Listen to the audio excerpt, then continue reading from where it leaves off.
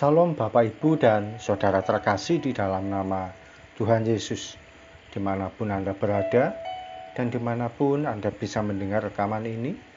Kita bertemu dalam program Saat Teduh 5 Menit untuk edisi hari ini.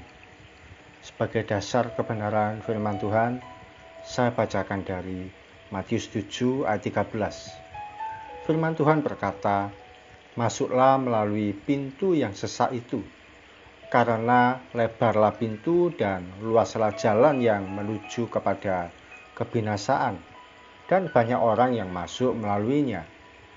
Sahabat Kristus, firman Tuhan mengajarkan supaya kita masuk melalui pintu yang sesak. Kata pintu yang sesak menggambarkan jalan menuju kehidupan kekal yang tidak banyak orang yang mau untuk melaluinya. Tuhan Yesus berkata bahwa di balik pintu yang sesak itu ada jalan yang sempit, jalan yang melewati kesukaran, dan pilihan yang sulit. Mengikut Kristus mensyaratkan kita untuk menyalibkan kedagingan, hidup dalam iman, melewati berbagai pencobaan dan penderitaan dengan kesabaran, dan hidup dengan pola yang berbeda dari dunia ini. Bahkan ketika mengikut Kristus, kita harus berani meletakkan ego dan ambisi pribadi kita. Sudah tidak lagi waktunya berkata, "Tuhan, aku mau keinginanku terpenuhi." Namun kita berani komitmen yang Tuhan mau itulah yang aku harus ikuti. Sahabat Kristus, ketika dihadapkan pada pilihan dengan jalan yang sempit, terjal, atau jalan tol yang mulus, sebagian besar dari kita akan memilih jalan yang lebih mudah.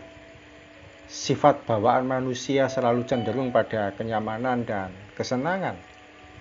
Ketika berhadapkan dengan kenyataan menyangkal diri demi mengikuti Yesus, sebagian besar orang memilih untuk menjauh. Pintu yang sesak itu seringkali berupa pilihan yang kita temui setiap hari.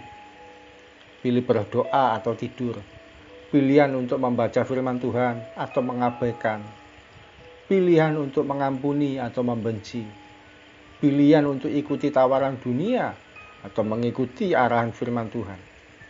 Bahkan pilihan untuk menempuh jalan yang jujur atau yang curang. Kiranya kita bersedia untuk memilih yang benar, sekalipun banyak resiko, penuh linangan air mata, dan menyakitkan daging kita. Bersediakah Anda masuk melalui pintu yang sesak itu? Mari kita berdoa. Tuhan Yesus, terima kasih firman-Mu pagi hari ini memberikan kepada kami kekuatan, memberikan kepada kami peneguhan bagi iman kami ya Tuhan untuk mengikut Engkau.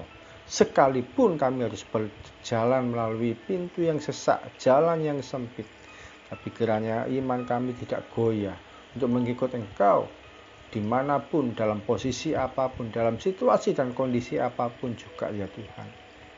Kami tidak mau terpikat oleh dunia ini yang membuat kami melangkah dengan salah, memilih jalan yang nyaman, jalan yang mudah, tapi ternyata ujungnya pada maut. Hari ini kami mau memilih dengan benar, memilih sesuai dengan yang firman Tuhan ajarkan, memilih seperti apa yang Tuhan kehendaki.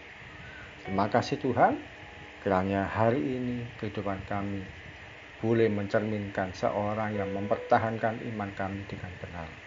Dalam nama Tuhan Yesus kami berdoa dan mengucap syukur. Amin. Sahabat Kristus, sekalipun masuk melalui pintu yang sesak dan jalan yang sempit, aku percaya ada keselamatan dan hidup yang kekal di ujungnya.